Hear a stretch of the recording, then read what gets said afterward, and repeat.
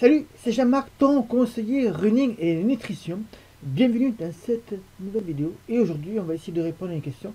Pourquoi faire de l'AVMA? Et puis aussi te donner les risques si tu négliges cette facette de ton entraînement. Hein, Au lieu de te poser la question pourquoi faire de l'AVMA, on pourrait te poser cette question aussi également. Est-ce que tu préfères avoir les performances d'une Ferrari ou d'une 2 chevaux? Alors tu sais, la Ferrari elle va monter à 250 km/h ou plus, hein, sur un circuit, sur route. Tu peux soit rouler doucement, soit rouler vite, soit rouler très vite. Alors qu'une 2 chevaux, bah, tu ne vas jamais pouvoir la monter aussi rapidement, sauf peut-être 2 chevaux des gendarmes de Saint-Tropez, mais tu ne vas jamais pouvoir arriver à monter, avoir une palette aussi développée de puissance et de vitesse que sur une Ferrari. Et si tu restes jusqu'au bout de cette vidéo, je vais aussi te donner 3 points à respecter absolument si tu veux faire progresser ta VMA et ainsi améliorer tes chronos.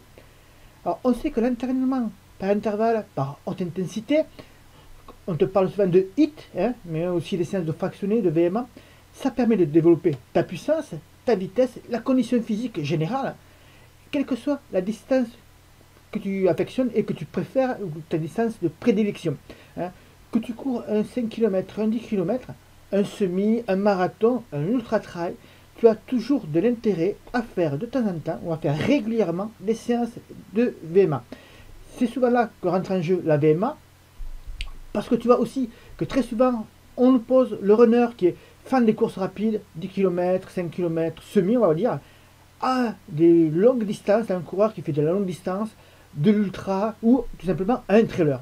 C'est un peu dans le même cas comme si on opposait la voiture de sport, la Ferrari puissante, rapide, et un modèle plus économe en carburant, la 2 chevaux. Bon, là aussi, je ne sais pas, je pense pas que je prenne le bon exemple, surtout en ce moment avec l'écologie, de te dire qu'elle est plus économe, la 2 chevaux. Néanmoins, elle consommera beaucoup moins d'essence que ta Ferrari. Malheureusement, le travail de ta VMA, et non pas l'entretien, hein, on parle vraiment de travail spécifique de la VMA, pardon, est totalement absent du programme des coureurs très souvent.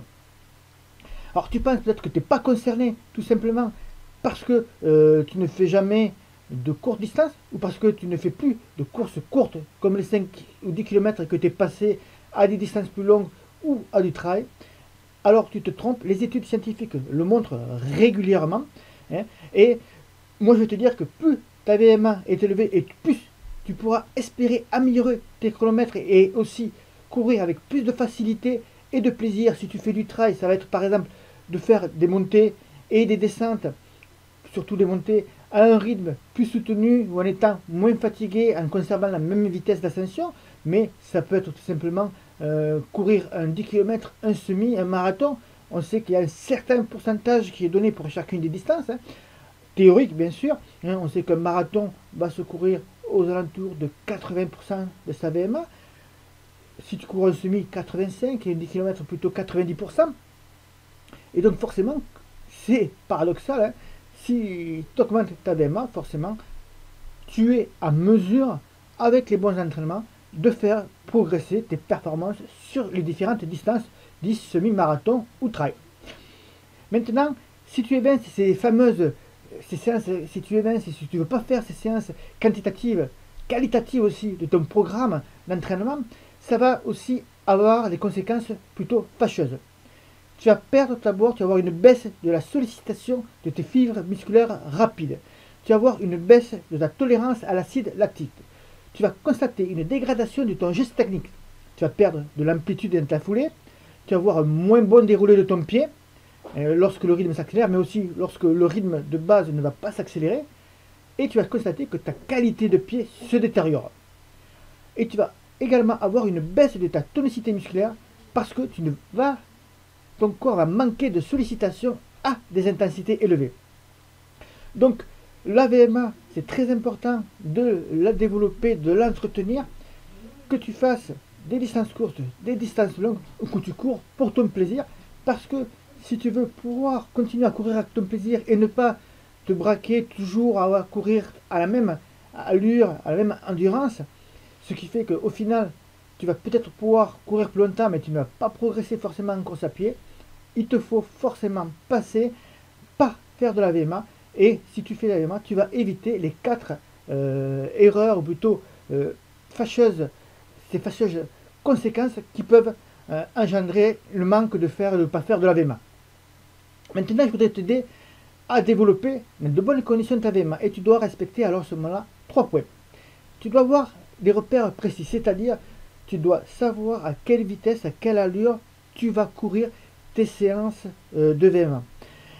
Et pour cela, tu dois travailler aux bonnes allures. On ne travaille pas sa VMA ou en rapport avec sa VMA, sa fréquence cardiaque maximale, hein, parce qu'on peut corréler les deux, la VMA et la fréquence cardiaque maximale. Tu ne vas pas le faire n'importe comment. C'est pas parce qu'on va te dire de courir vite que tu dois courir vite. Tu dois courir vite, mais à un certain type d'allure. Et selon les types de séances de VMA, si tu fais de la VMA courte, tu seras plutôt dans des VMA très élevés, pourcentage de VMA très élevé. Si tu fais de la VMA de moyenne ou de courte, moyenne distance, qu'on dit, à ce moment-là, ce ne sera pas le même pourcentage de ta VMA ou de la fréquence cardiaque maximale que tu vas utiliser.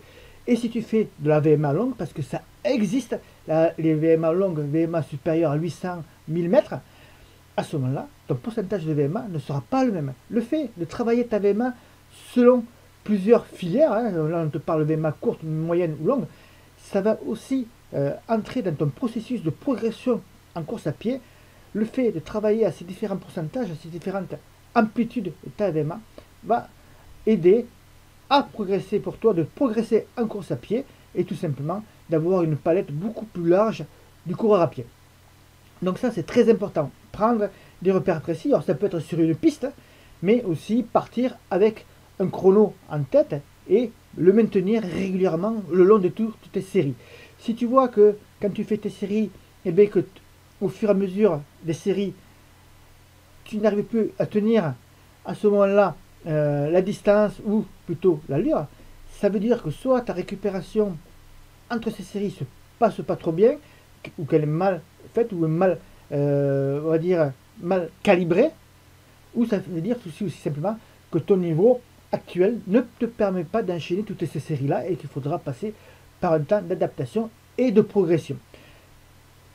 Ça va être aussi donc ces 3 points, donc on dit prendre les repères précis, travailler aux bonnes allures et surtout également vérifier et valider tes progrès. Ça passe par un test VMA que tu fais à l'entrée, à la sortie, ou d'autres tests physiques que tu peux faire au milieu d'un programme. Ça, on te le montre dans notre programme Courir plus vite, où on va te proposer un test VMA qui est facile à faire, qui est fiable et qui est pratique. Pas pratique, je s'entends tout simplement que tu peux le faire n'importe où, à n'importe quel moment de ta saison, n'importe où, pas n'importe où, c'est pas dans une montée descente, ça va être sur une route, sur une piste, mais tu peux être chez toi, tu peux être au fin fond des États-Unis, tu peux être en Thaïlande, en Norvège, n'importe où. Tu pourras faire ce test parce qu'il est très facile à faire et on te propose tout un processus qui va te prendre avec du début de l'entraînement de cette séance spéciale pour tester tes capacités, c'est-à-dire l'échauffement, en respectant toutes les étapes nécessaires de l'échauffement. Le test, la récupération, le calcul, tout ça c'est fait dans la même séance et tu vas voir le calcul pour connaître ton potentiel est vraiment très facile à calculer. Tu n'as pas besoin de sortir la calculette, mais alors pas du tout.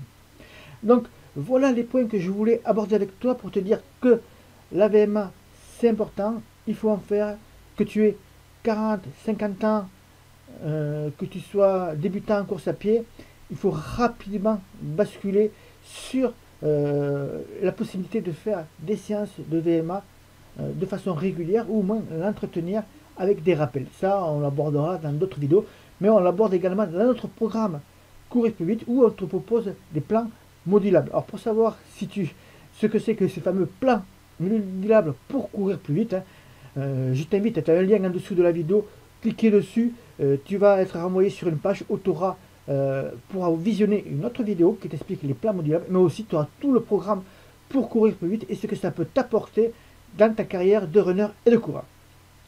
Par contre, si tu décides de courir uniquement en endurance, ou si tu ne veux pas bousculer tes habitudes et continuer ton train-train habituel, en plus des risques que je viens de t'évoquer dans ta vidéo, c'est aussi l'assurance de courir avec un moteur bridé et le sentiment de buter sur mur. C'est l'assurance de conduire une 2 chevaux et de ne jamais pouvoir conduire une Ferrari.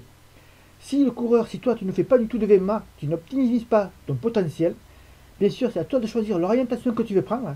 Tu peux accéder à notre programme Courir plus vite. Nous avons mis un programme, plutôt un concept très fort, c'est-à-dire les plans modulables. Ça je te l'explique dans le lien ci-dessous et je t'invite à cliquer dessus, regarder la vidéo et à bien découvrir le programme pour savoir s'il est fait pour toi. Il est fait de toute façon pour toi car il est fait pour tout le monde. Je t'en parle donc plus sur cette autre page avec cette vidéo.